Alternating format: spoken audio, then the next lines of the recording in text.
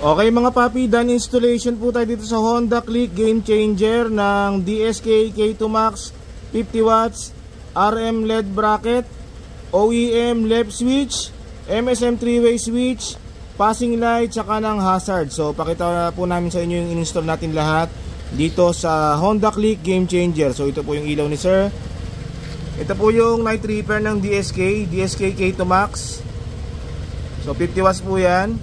Tapos gawin tayo ng siyempre heavy duty bracket, RM LED bracket para sa Honda Click Game Changer. Bali ang ilaw po nito, low beam nya, white, high beam, yellow. So ito yung ginamit nating switch ng DSK K2 Max, MSM na 3-way switch sa side mirror. So ito siya. Okay. Tapos nagpakabit din po si sir nitong OEM na left switch. So bali pag bumili po kayo dito sa shop, set po ito. Dapat may kasama siyang right handle switch tsaka domino quick throttle. Pero dito kay sir, hindi na po niya pinakabit yung sa kanan. So itong left lang po yung aming kinabit.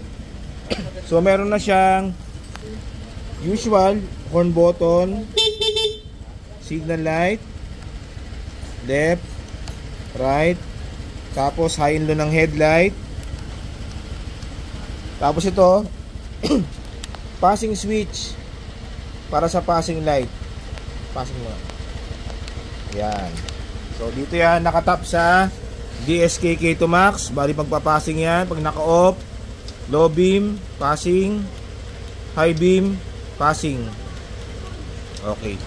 Tapos yung isa pang function ng OEM left switch natin, meron siyang hazard. So ito po, yan. Ang kulay pula na yan. So yan. So available naman yan dito. Meron pa tayong stock. So pag kinabit yan, option nyo po yan kung isang buong set po yung ipapakabit nyo o itong kaliwa lang. Pero pag binili po kasi is left and right dapat siya. So pwedeng set, pwedeng ito lang, no? Pero same price lang po. Ayan. Okay mga papi, so kung nagustuhan niyo yung setup na ganito para sa Honda Click Game Changer, punta lang po kayo dito sa Scooteristas online shop.